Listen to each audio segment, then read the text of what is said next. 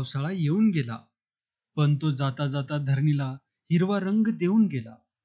त्याच्या स्पर्शानं नवा फुलोरा आला. नवी फुलं उमलली, नवी फळं रसरसली, नवे मुगारे लेवून शिवार मुसमुसला.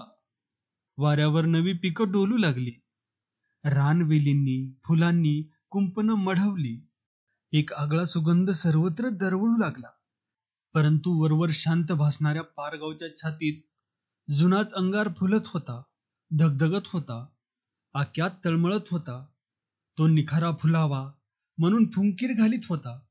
बंदूक घेऊन चढाई करून येणारा नाना त्याच्या हृदयात बाण रुतावा तसा रुतला होता. सकाळीच आकाराम तुकाराम पाटलाकडे गेला होता आणि गावातील दुहीबद्दल बोलत होता. गावात दुही नसावी हे तुकाराम पाटलाला मान्य होते, परंतु ती दुही निवारण्याचा एकही उपाय त्याला दिसत नव्हता. म्हणून तो उदास झाला होता.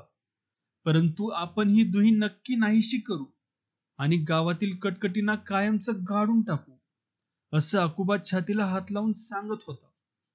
आकुबा, ह्यो दुहीचा रोग नवा नाही, लय जुना हाय. तुका पाटील खिन्न स्वरात म्हणाला.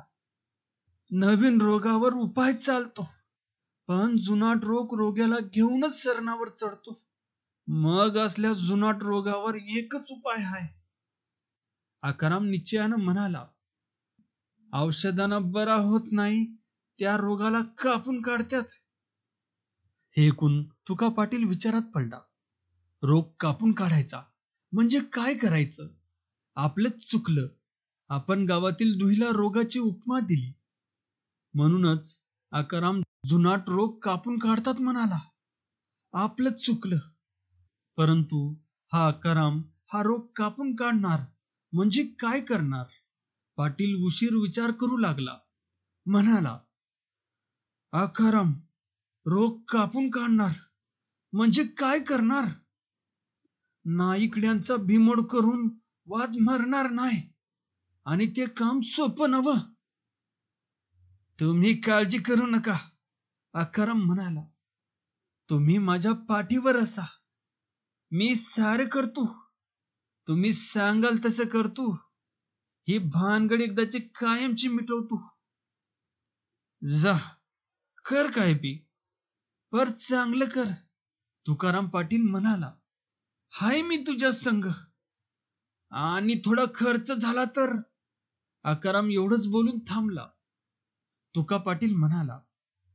गावात सलोखा कराय खर्चाचं कारण काय? आणि लागलाय खर्च तर मी करीन. बस बस, मी सारं काम फत्ते करतो. एवढं बोलून आकाराम उठून आपल्या मळ्याकडे गेला. ओढ्यानं जाताना त्याला नानानं पाहिला.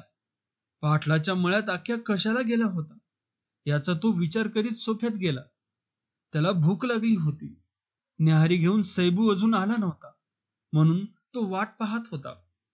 सोप्यात जीवना खुरमंडी घालून पडला होता. रात्री येऊन पडलेला जीवना तसाच पडला होता. त्याचा डोळा उघडत नव्हता. नानानं त्याला हलवून जागा केला. ए जीवना, उठले का? दिवस उगून मावळू लागला की. खरं म्हणता का काय? जीवना तणावा देऊन उठून बसला. उगवत्या सूर्याला मुजरा करून चिलीम भरून ओढू लागला. तुला भूक लागली नाही का? नानानं विचारलं. 4 दिवसाचा खाना एकच दिवशी दाबलाय, जीवना म्हणाला. आणि त्यो बी भूताचा. म्हणजे रात्री रघुबा कांशानं तळ्यातल्या भूताचं देणं भागवलं. म्हणजे 5 कोंबडी कापली, शिवाय चपाती, भात, गांजा, दारू, जीवना म्हणाला. म्हणजे भूताचा खाना बी भूतागत असतो. पर बायला भूत काय जेवणाला आली नाही ती. मग आम्हीच भूताचा अवतार होऊन हाणली 5च्या 5 कोंबडी. आधी वाईच दारू मारली, वरनं गांजा फुकला. आता मला 4 दिवस अन्न नको. परंतु मला भूक लागली आहे, नाना म्हणाला. तू घराकडे जाऊन न्याहारी घेऊन ये, पळ. हे निघालो बघा, असं म्हणून जीवना उठला आणि गावाकडे चालू लागला. नाना तसाच अंगणात उभा राहिला. ओढ्यातून बेना महारानं हाक मारली. काय सरकार, निवांत? काय बेनाजी, कशावर? नानानं विचारलं. उगच म्हणलं एका वक्ताची 4 वांगी मिळतील म्हणून आकारामाकडे गेलो. पंछा भारी चेंगट माणूस. बेनाजी ओढ्यातून म्हणाला. आकारामनं मला वांग्यासाठी उद्याचा वायदा केला. तवर जीवनाची स्वारी आली. मग कशाला बसू? जीवना आकारामकडे गेल्याचं ऐकून नानाला आश्चर्य वाटलं. म्हणाला, बेनाजी दुपारी वांगी घेऊन जा. बेनाजी ओढ्यानं खाली गेला आणि हा जीवना आक्याकडे कशाला गेला असेल याचा नाना विचार करू लागला. हा जीवना अलीकडे रात्री येतो, आक्याविषयी बोलतो, त्याला वाईटही वाटते.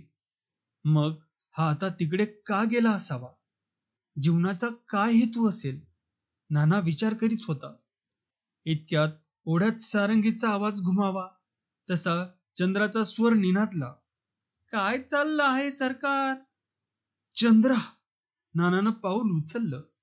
तशी चंद्रा जीप चावून हळूच म्हणाली, तिथंच थांबा. न्याहारी आली का? नाही अजून. मग कडकडून भूक लागली असेल. ती हसली. तुला कसं समजलं? तुमच्या डोळ्यांनी सांगितलं. मग बरीच मनकवडी दिसतेस. काहीही म्हणा, ती बावरली. मागं पुढं पाहून तिनं डोकीवरची पाटी खाली उतरवली. दुधाचा तांब्या बाजूला काढून बाजूला ठेवला. पुन्हा पाटी डोक्यावर घेऊन म्हणाली, मी जाते वेळी तांब्या घेऊन जाईन. जाते मी. ती घाईघाईनं निघून गेली. ज्या दिवशी चंद्रा ओढ्यातून वाहत जाणार होती, परंतु नानानं तिला वाचवली आणि घरी पोहोचवली, त्या दिवसापासून ती नानाला देव मानित होती. एखाद्या वेळी संधी साधून त्याची भेट घेत होती, बोलत होती आणि जात होती. एखाद्या दिवशी तो पुढं आला तरी त्याच्याकडं मुळीच न पाहता मान ताट करून जात होती. जणू कधीच पाहिलं नाही की कसलीच ओळख नाही असं ती भासवीत होती. आणि नानाला तिच्या वागण्याचे आश्चर्य वाटत होते. चंद्रा म्हणजे एक कोडं होऊन बसली होती. ती कधी बोलते, कधी बोलत नाही, कधी हसते तर कधी गंभीर होऊन जाते. या पोरीच्या वागण्याचा अर्थ काय? ही अशी का वागते? नानाला तिचा राग येत होता आणि तोही मग तिला पाहताच संतापत होता. मुळीच पाहत नव्हता. ती पुढे आली तरी तोंड फिरून जात होता. आज ती आली, दुधाचा तांब्या ठेवून गेली आणि पुन्हा नाण्याच्या मस्तकात विचारांचं काहूर उठलं. तिच्या पुढं गावातील दुही थैमान घालू लागली. त्याला गावातील वैर आठवलं. पाटील बिंडोक आहेत. जर त्यांनी डाव साधून असा तांब्यातून घाव घातला तर? त्यानं हा प्रश्न स्वतःला विचारला आणि स्वतःच म्हणाला, चंद्रा तसं करणार नाही. माणसानं सावटाला बुजू नये. आयुष्यात एकदा तरी माणसावर विश्वास ठेवावा. सैबू न्याहारी घेऊन आला. नाना जेवत जेवत म्हणाला, सैबू आज उशीर केला. उशीर कवा झालाय? सैबू म्हणाला, तुम्हाला भूक लागली या म्हणून तसं वाटतंय. नाना हसला. न्याहारीची भांडी बांधून सैबू गावाकडे गेला. नानानं दुपारपर्यंत उसाला पाणी पाजलं आणि तो मोकळा झाला.